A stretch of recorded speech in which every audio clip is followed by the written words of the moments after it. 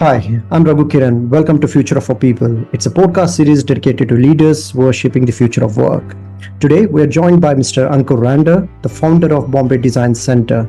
Mr. Ankur has built a brand known for blending creativity with strategic impact, transforming how businesses approach design.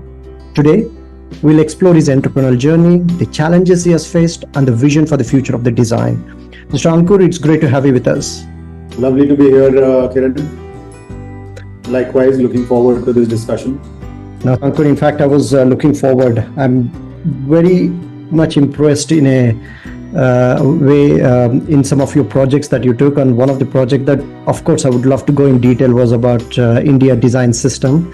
Being a patriotic Indian, I'm proud, and some of the work that you're doing makes me feel good.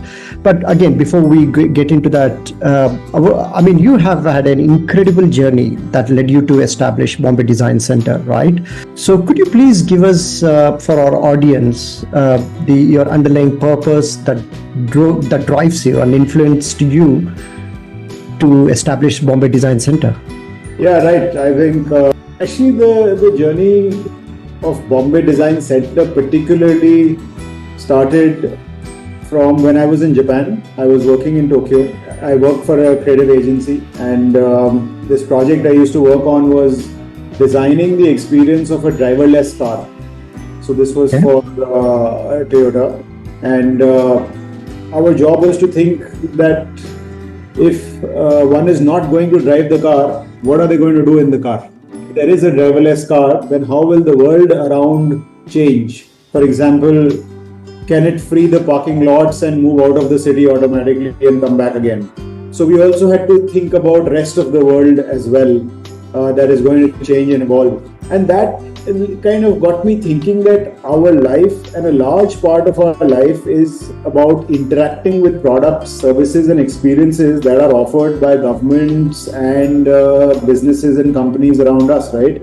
If we could improve those experiences, you just enjoy using everything more. And when I was in India, during my holidays that time, and I would see things here again, and I would think that why don't we have well-designed experiences in everything, not just digital design, but in everything, why don't we have better designed experiences? And at that time, I thought this was 2014, and I thought in 2020, when the country is going to transform digitally, completely, everything is going to happen through a screen. Who is going to design all of these experiences? Because the tech people, the tech companies, right, they would design the whole platform, but they would never think of the experience. Let's say they would think of the experience, but it's not so well designed. So to fulfill this gap and to kind of predict what's going to happen, back then I thought in 2020 and beyond, there should be someone who is designing all of these experiences that people can really enjoy. And that literally led me to start Bombay Design Center. And I had this global exposure. I wanted to bring all of those well-designed experiences to India and for the people of India. So that led me to start Bombay Design Center. In fact, the few people that I hired were my friends and people I was working with outside, in Japan, in Sweden, in Barcelona, etc. And we got those folks here, and that's the start of Bombay Design Center. Yeah, I think that's the story. It's remarkable. I always say, Ankur, the hallmark of a great leader is when they see and seize that momentum, right? You saw the big picture, digital India, right? And you kind of leveraging that, seeing that moment and seizing that moment is kudos to you. Going on that note, how I can imagine it would not be that easy for you, because the kind of vision that you have maybe not resonate with the current audience, because you have that visionary approach. The new, and especially you're spot on. Tech platforms, they build a very good technology, but combining with some user experience and even with the graphics, so bringing that multidiscipline approach is not easy, right? And how did you go about bringing those multidiscipline and gotten outcomes for that? So I think where design or the design community, I think, did not do a good job is at showing the value proposition of design. And in our country, even today, I would say 7 out of 10 clients that I meet still look at design as visual design, the graphics. Exactly what everyone, or if you actually go and ask anyone in our country and say, I'm a designer, they think you're a fashion designer or an interior designer. These are the two things that everyone thinks of when they hear the word designer. Actually, if you think about design, everything in this world is designed. Everything. The way you go to a restaurant, eat, how your experience is. Both of us, we are talking, you've designed this podcast. How the experience should be, what are you going to talk about, what should people feel. The way a door opens is also designed. Everything is designed, right? So if you look at design like that, it's more of a plan, a solution for something to work in a certain way. So for us to bring this perspective of design into business and convince the business people and create impact on business, we had to look at a business problem, not a visual design problem. So we would go in and ask them, what's your business problem? The brief would be, can you make a new platform for us? But what's the business problem? We will make new visual design, but we also have to solve business problems with that. So today, if you look at designers are people who go deep into a problem. They understand a problem deeply. They empathize with people who are going to use those solutions. They empathize with people who are going to provide those solutions. So you have to have a complete understanding of an ecosystem. And that's when you are able to architect a solution. Now, finally, that solution could have visual design, technology, payments, delivery services, etc., all coming together as a final solution, So, I think we found our success when we started talking about the outcomes of design, and you can see that on our website, where for most business people, we are not selling graphic design or visual design. We are selling a solution to a business problem, and yes, it will be well designed.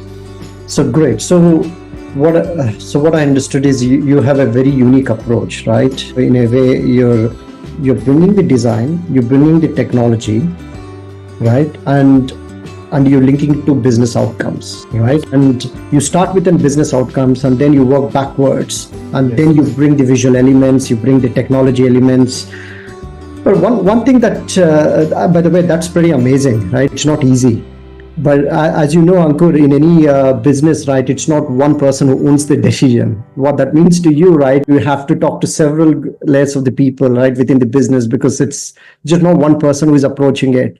And those are also the barriers that you had to you come across as well, because definitely, I think it's a very collaborative business, especially because we are a service provider and we do end-to-end work, right? Which means let's say for a digital platform or an app or something, we would think of the value proposition of that platform, which we call as the product strategy. And then we would move into designing the experience of that. And then we would move into the technology that will bring that solution to life. So it's, I would say at least within our teams on any given project, have at least 30 people on a project. That could range from researchers to designers, to writers, to illustrators, to coders, to strategists, project managers, business people, testers, lots of people involved. This is only on our side of the business, and then there is a client, and then all of the people at their side of the business, right? So I found that you have to talk the language that people understand in the room that you are in. And depending on who am I talking to, I present the solution and the benefits in a way that they understand more, so that they are more receptive to what I'm talking about and how they would benefit from the solution that we would ultimately create, And I think somewhere there, we found a little playbook of how we can show value of design to people, how we can collaborate with others. And our collaboration goes further than this. We have global partners. Again, like I said, because of my experience, exposure, and having a global network, we continue to partner with people outside the country and bring them on board on various projects so that we are able to do global standard work in India. That's really been the aim from the start. And I think that is going to be the aim, for next couple of years as well, that we have to deliver and design global standard experiences for people to really enjoy using them in India as well. It's very impressive in a way, Ankur. Can you talk us through one example how this experience looks like, just for the benefit of viewer, right? I know you have done so many programs or projects to multiple companies. Any specific example where the design process directly led to a measurable business outcomes that we spoke about? Right. Yeah, I mean, like I said, most of the projects, we focus on what the business outcomes are. Different platforms or projects have different kind of needs. Sometimes it's about making it easy to use, simple to understand. People should enjoy using that. People should come back to the solution again and again. How do we engage with them more, etc. But I'll tell you one example. This is about the brand Camlin, the stationery and Yes. art brand, right, which we've all used as children, Camel and Camlin.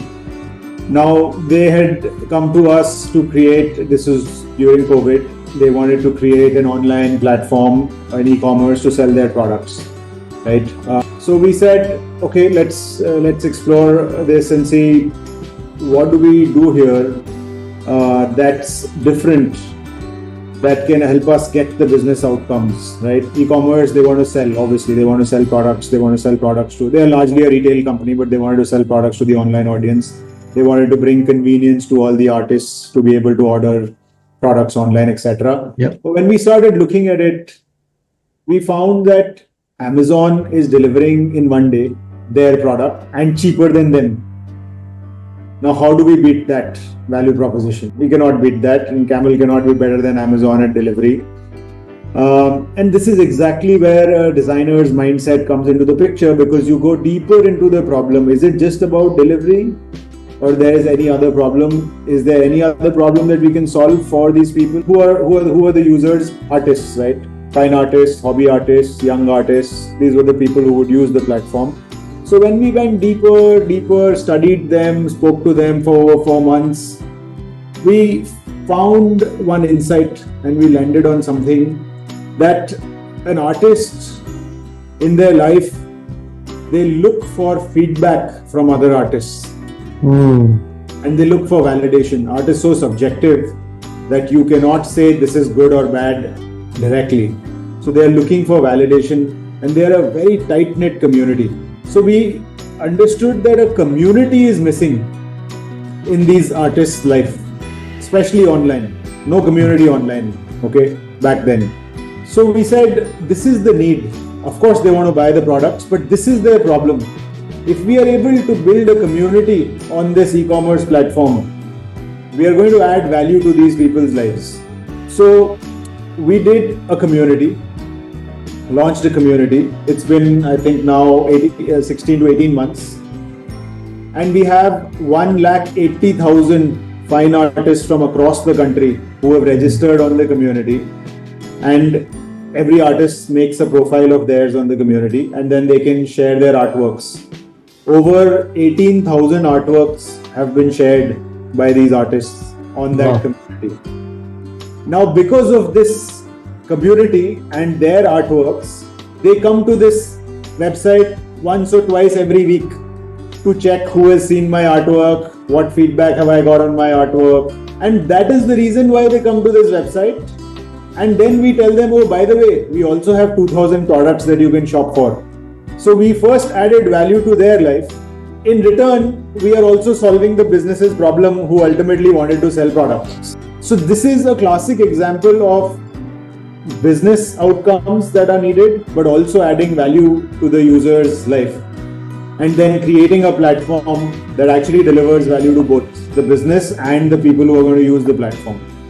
And once the users came to the platform, we saw that enough users are coming. Now we keep launching new features for them. We launch workshops for them online, we launch contests for them, we launch techniques for them, we've launched a program for art ambassadors.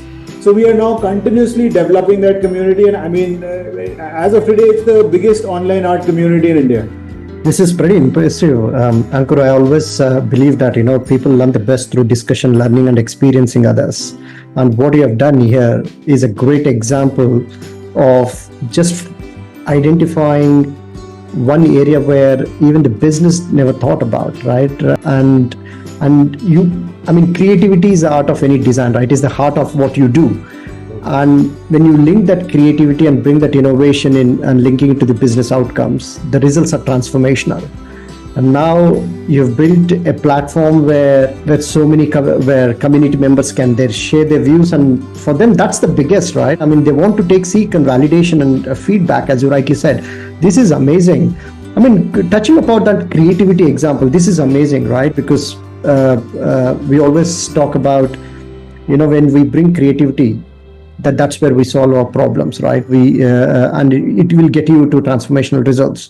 I mean, as a leader, you overseeing so many diverse projects. How do you foster a culture of creativity and collaboration within your team? I can imagine it would not be that easy. Right. I think, I'd break the question into two: creativity and collaboration. What is creativity? Simply put, I think it's a new or unusual way to think about a problem and come up with a solution. In this case, the example that I just took, we had to make an e-commerce, but we found another way, an unusual way to actually design that e-commerce and bring people over there, right? So you get creative by continuously looking for solutions and answers, right? There is no formula to become creative, and creativity is not just in the business of design or, most people think that, okay, advertising people, media people, they are the creative people. It's not like that. Even lawyers are creative. When they have to finally come up with a solution, they have to get creative, because every lawyer has the same rules and the law to work with. But you got to get creative with your story and the case that you're presenting, right? So I think it's really about a mindset. How do you foster that mindset? At least the way I have done it, and I try it, and we sort of practice here, is that on day-to-day basis, on small things, come up with small creative solutions. And when others see these small solutions, they think like, I could have done that. This is cool. I should have thought of this. It's almost infectious. So in your surrounding, you have to keep seeing these small nuggets of creativity. You know how when we talk about a child or a kid, इसका दिमाग बहुत चलता है. Why? Because we saw that day he did this with that and made some, right? And then you start tagging them as, this guy has or a girl, she has a jugadu, different kind of brain, all different words. In hinterland India, create the word for creativity is jugad, right? That's how they develop indigenous solutions, right? So I think in an environment, what really matters is these small ideas and nuggets of creativity should keep popping up every second, third day. And that is infectious, and that makes people think that they could also do that. And next time when they get that opportunity, they should also think creatively. And when you add up all of these small pieces, you get a large creative solution. So it's a mindset, and it has to be there in the environment. So you got to continuously keep pushing at every small situation to come up with a more creative solution for that problem, right? The second part of your question is about collaboration. Again, let's say, what is collaboration? I think collaboration is building a solution together. which is better than what one could have done alone. Simply put, right? That is what collaboration is. And for collaboration to foster and happen, I think what I have learned and experienced, the number one thing is that you have to have people who respect each other and who want to learn from each other. When you have these kind of people, right, collaboration happens automatically without intervention. In most situations, collaboration works only if this happens. We can design these solutions that, okay, let's put everyone in one room and, let's put everyone together for 5 days, and every day they are going to have 1 hour of discussion where they talk together, come up with a solution together. I think these are good sort of opportunities, but I don't think it really fosters collaboration. Like we have in our studio, right? For every project, we have a dedicated team. So these people are only working on that one project for a considerable amount of time, and that means they are sitting under one roof. So they're all collaborating that way. Like I told you, at least 30 different people and skill sets are needed in one of our projects. So all of them are coming together to create that final solution. So they are, of course, collaborating, and this kind of system of dedicated team, working on one project most of the time, etc., helps in giving those opportunities and chances for collaboration. But I think it's a mindset. It's a mindset where you say that this is where I have to reach. This is the ultimate solution. This is what I am good at. This is what this person's good at. This is what this person's good at. If we combine our strengths together, we will have a solution that is going to be better than a solution that I could have done alone. And I think that's what I believe and think of collaboration in general. It's pretty amazing in a way, because trust and respect are vital components, right? You need to trust each other as well. And going back to creativity, I really love that tip in terms of you may not solve the entire problem today, but it's important you just look at the small marginal ideas that comes in a picture and start working towards building up, right? Really love that. And there was another article that I read recently about you, Ankur, in terms of your mission to harness design for national development. This project that I spoke to you in the beginning was around India Design System. Right? Where did this come from? Right. So you see that this whole thing of me coming back to India, and I was only here. It's a story for another time, but I was only here to get a visa and go back outside. And I come from a really small village in Rajasthan. Okay. That's still where we live, right? So I've been fortunate to see life from there all the way till Tokyo. And I've seen the entire spectrum of how people use design, what are the problems and challenges, what solutions you could come up with, etc., etc. So that allows me to think of design as a tool to solve any problem. Okay, and an example I'll give you: in one of the African countries, some of these designers were working on a problem where young girls, they would not go to school, right? And the problem given to this design consultancy was to increase the visits to school, right? So they would get educated. Now, when they started to look for a solution, they came up with one insight that the reason why these girls don't go over there is not because they don't want to study, or the parents don't send them to study, or they're working and not studying. The problem is the school was a little distant from their homes and they would feel unsafe walking to the school. So the solution that they came up with was, can we give them bicycles? Okay. It wasn't about, can we have some exciting subjects? Can we bring in some technology? Can we do something else? Can we give them this? Because this is the problem. And they gave them that, and the whole problem got solved. So you see how a designer thinks so deeply about a problem, empathizes with a problem, finds a solution in that ecosystem, and that's the solution.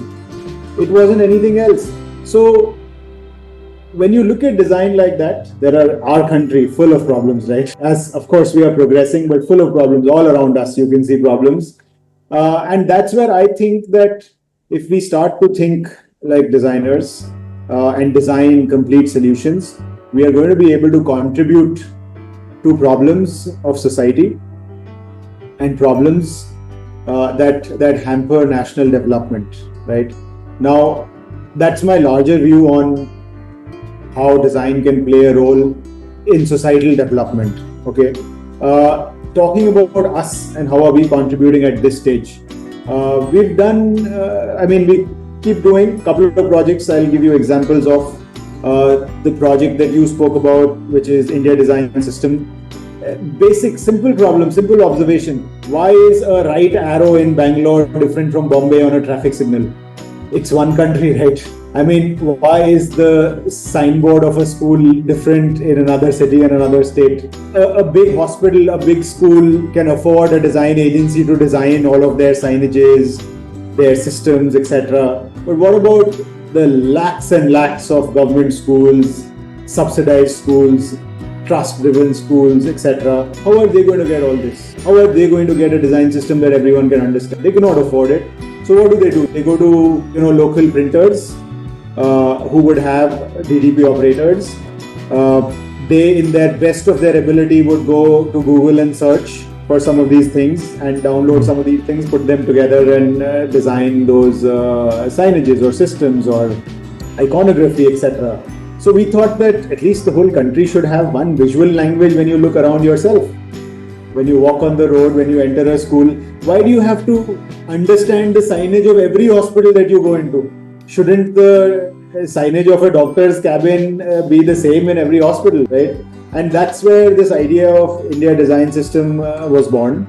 And our aim there is that if we are able to create some of these common visual design languages for, let's say we design for schools, we design for hospitals, and we make them available for free to download, the lakhs of schools that cannot afford a good design agency can use that entire system free of cost, and they will also be consistent with every other school or hospital. And like that, we can extend it to parks and then road signages, everything else, So we started basic. First, we started from, making the usual logos available that everyone uses. Like a consultant uses an Aadhaar logo, it's often stretched because you just downloaded some version of it from somewhere. So we just started with that as the first collection on India Design System. That's available. I think. So where do viewers can download that? It's available on a website called indiadesignsystem.bombaydc.com. We can share the URL with you. You can show it. Yes. Yeah. About 2 lakh downloads have happened from there.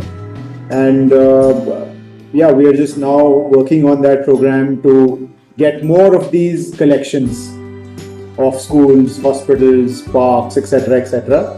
And our aim is that ultimately, if these things could be standardized, I think there could be one consistent visual design system in the country. And somewhere subconsciously it adds to unification and unity. So that's one of our projects under this area, and we fund these projects ourselves. We call them Design a Better India projects. And another example is, during COVID, we made an app. It's called Blood Buddies. You could, during times of emergency, you could find blood donors. It's like, it works like WhatsApp, but you download it, you add your blood type, that's it. Now it searches from your phone book in times of need and tells you who is around you within 4 or 5 kilometers who can actually donate blood to you. So you send in a request to your network through that. Whoever accepts it, you can just, with press of a button, send them the location where they need to come to donate that blood. All of this with press of a button, right? Now, in times of need, the caretakers, they are stressed. You are WhatsApping everyone, Facebooking everyone, forwarding messages that we need this blood group over here. You can't even receive calls. Even if someone wants to call you, you are not able to receive those calls, right? Because you're so busy in taking care of the situation.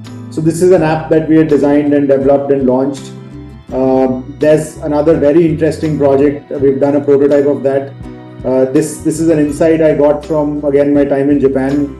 I saw that every village in Japan had a website. Okay. Once I visited a village which was 100 kilometers into the sea. 200 people only lived on that island. And I don't understand Japanese, I don't speak Japanese. But I was able to visit that village because of that website. Now that website was bringing economic development and connecting that small island with the rest of the world. And it would house all the arts and crafts about that, where you can stay, what you can eat, what's there to see. So from there I got this idea that every village in our country should have a website. Because that website is going to put them on the internet. And the people of the internet are going to be able to find them, learn about them, and visit them, go there.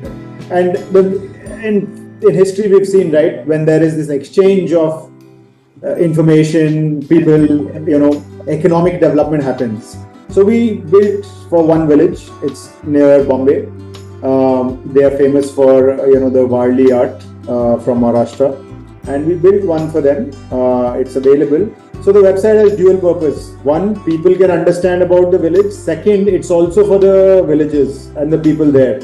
For them, we simplified the entire internet, because like you and me, they don't know what to do with the internet. So the only thing that they do is YouTube, you talk to YouTube and watch videos, and they'd use WhatsApp. The only two things on internet that they did. Just imagine if you would open the rest of the internet to them and make them understand how to use the internet. They would benefit like us. When we got the internet, we benefited so much.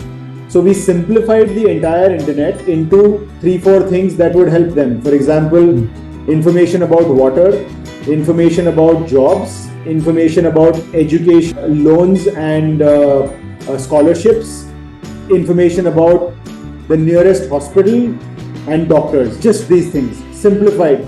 You don't have to go anywhere on any website because they wouldn't understand how to even read that website. Simplified all of this into one small little screen, and they can just access that from there. We even found the jobs which are closer to their village in some other corporations and put them on that. So we filtered the entire internet and made it useful for them through that website. So this project is called Villages of India, and we've done one prototype, and I hope to sort of work with government and consultants there. I mean, I honestly believe this is a great opportunity for government to work with companies like yourself or anyone, right? When you have a company with purpose. And I really love the thought of, if not even at the village, even at the town level, right? At the district level, India should have that platform.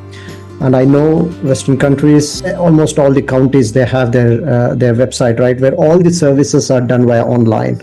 Either you're paying your council tax or you're paying everything is done online. And I think this having that one-stop shop integration, right? In terms of having that one platform for citizens to interact, and even for other persons, right? Even for viewers to understand more about the town, that platform would add incredible value. I mean, some of the things that you're doing, Ankur, is quite incredible in a way.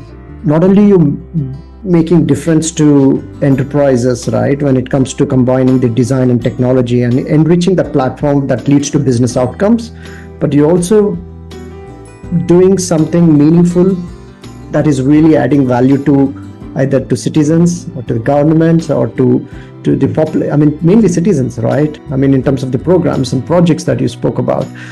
And I really loved about Ankur in terms of the problem solving, right? Problem solving is not easy. I know designers think it in a very different way. Just for me personally, everybody struggles to solve problems. In fact, when I was interacting to you, the one thing that was going in my mind is how you see the problem is way different from, in fact, how I was seeing the problem, right? So, which I can imagine many viewers would benefit. So, is there any book, or is there anything that you could share as a starter, right, for for viewers to even see the problem from a design perspective, right? Even a simplistic things can make a difference. Anything that you could advise there? I would recommend a book called Design of Everyday Things. Okay. Okay. This is by Don Norman, and it just talks about how everyday things are either designed well or not designed well, including a doorknob. So it's at that basic level, which means that it's not talking about visual design. It's not about that. It's just about, like you said, how people can start looking at a problem. So it talks about things that anyone can understand, like how a doorknob is designed, right? And what has design got to do with a doorknob?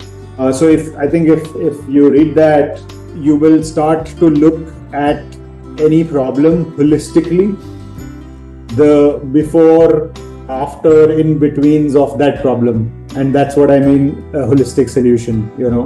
I think that could be a good starting point. It's interesting. Not many companies, as far as I know, adapt design approach in the problem solving, right? Again, my lack of awareness, or maybe, I don't know, maybe strategy consultants might be using it. And I think what you're saying, it could be a great value for even, who have started their career, right? In terms of how do you approach problems from a design perspective. That could be great. And in fact, I would say every company should have some sort of curriculum or involve the design principles in terms of problem solving as part of their ongoing continuous learning and development. Definitely. I think it's famously called design thinking, a way to think like designers, design thinking. There are some charts and processes how to do that, but I don't usually follow charts and processes. But in a nutshell, I've told you this is what it means: thinking about something deeply, holistically, about the people who are going to use that solution, that problem, who does it deal with, what is the problem there. You go deep in it. You find an insight, you reframe the problem, you come out with a solution. It's going to benefit the parties who are part of that solution. Simple, right? Simplicity. And when you find simple, you find power. Brilliant. So, Ankur, in terms of future aspirations, where would you like to see yourself and your organization in the next 5 years or so? What aspirations do you have for your business and for yourself? Right. I think my deep desire, really ultimate goal is, and that's, I can't say that our business or I will do that, but I really think I'll be really happy the day India has a Ministry of Design. That's ultimately my goal. Okay. Because if you have that, our goal, Bombay Design Centers, of designing a better India will find its wings and we will move much faster. And just this whole thinking that we've been talking about, right? How design can go beyond visual design and actually can impact people, lives, solutions, problems, etc. Right? National development. So I think that's my secret desire. If I talk about the business, near-term goals, etc., I would say in the next 5 years, I think it'll be, our goal is that 100 crore people should enjoy the digital interfaces that they use every day. Enjoy, not just use. Everyone uses, 100 crore people already use digital products, experiences in some way or the other, right? But I think they should enjoy using them and they should have a great time using them. There should be no frustration using them. The frustration when you're trying to upload your GST and it's not happening, it's really irritating. So I think that would be our goal, that we make every interface easy to use, simple to understand, and very delightful to use. From a wealth creation point of view, that's another goal. I think I would not just think, what I'd like to do is at least build a 500 crore company, because what that's going to do is, if we are successful in achieving that, we would have contributed a lot to jobs, employment, more entrepreneurs, coming out from our setup, and to wealth creation, which is the need of the hour, and setting up design as an industry. It's right now too small. Right? Me and fellow designers are all part of this design revolution. We're just at the start of it, but I think if we are able to create that size of a company, I think we will create design as an industry, a larger industry that has impact on day-to-day things, and that's, I think, another goal. I would say, a larger goal that I would have. So yeah, I think of it in two ways: having impact and also having impact on the industry as a whole. I think it's all about having, as you rightly pointed, right, from a wealth standpoint of view, India to become $10 trillion economy, we need companies like yourself, right, and every entrepreneurs, right, to excel. And because that's the way we're going to. MSME or SME are the cornerstone or the lifeblood of our economy, right? And it's pretty amazing, and I really love your thought in terms of even having that ministry of design. Why not? And I think I always say that, right, if you don't think, you don't get, right? It's no harm in thinking and activating that. When you think about it, at least you will find a way to go and get that. And I think this thought of you, and I really love that in a way, because to become digital India, which we are in the progress, but we're not there yet. And I think this design thinking is what is required.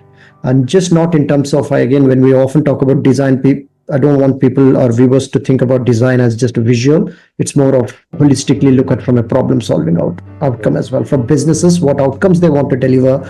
For government, what kind of experiences they wanted to give to enrich better for citizens, right? Experience perspective. So brilliant. Ankur, it's been a very amazing chat with you. Finally, before I leave, is there any advice you would love to give to our entrepreneurs, or you would love to give to our viewers in terms of what is that one action they could do in terms of become a better problem solver?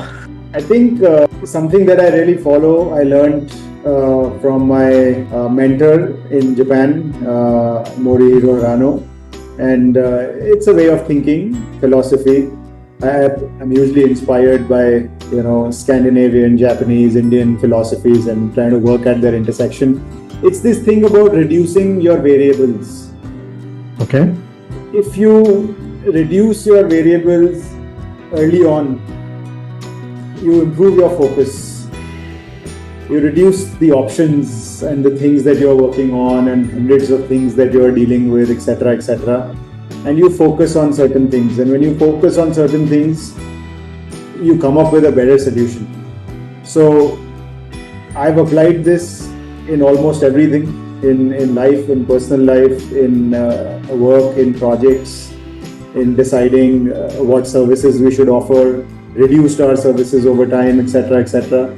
So it's a profound thought if you understand it deeply, that reducing your variables will help you focus, and if you focus, you come up with deeper, well-thought solutions which will find their place in the world, in some way or the other. So I think I follow that, and I would recommend that. And then there are obviously the usuals. Anyone who's trying to do anything, always going to be huge ups and downs, and you cannot give up, especially the time when you feel that you should give up, which happens very often. But if you find momentum, don't give up. I think that's what I would say. It's pretty amazing. And once again, I'm enjoying this conversation, Ankur. Every response of yours is very designed way. You feel like it. Even your responses are pretty much designed in a way, because it's you're giving the same point, but you're kind of making it sense in a very different way, right? I'm struggling for words, but I can. I hope I'm sure I know you what I mean, and I'm sure viewers will understand as well. So every word of you is making sense, but the way you're coming across, you putting it at, it is kind of, it is creating those blind flashes of the obvious. This is the wow moment. So brilliant. Ankur, it's been a pleasure talking to you, and I really wish you and your team and your organization a great success ahead. And I see no reason why you wouldn't be a 500 crore turnover.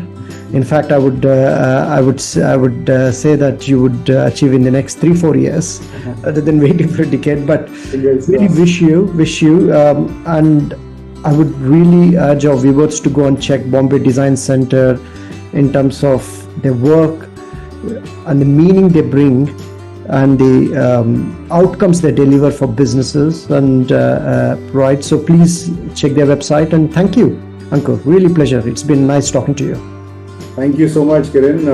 I think you've genuinely designed this talk very well, and to benefit the people who listen to you, and continue doing the good work. I think somewhere someone will listen to our conversation, and even if they take one thing out of it that inspires them, I think our time is well spent here. So I wish you the best, and I hope you continue to inspire people and take some of these stories to rest of the country.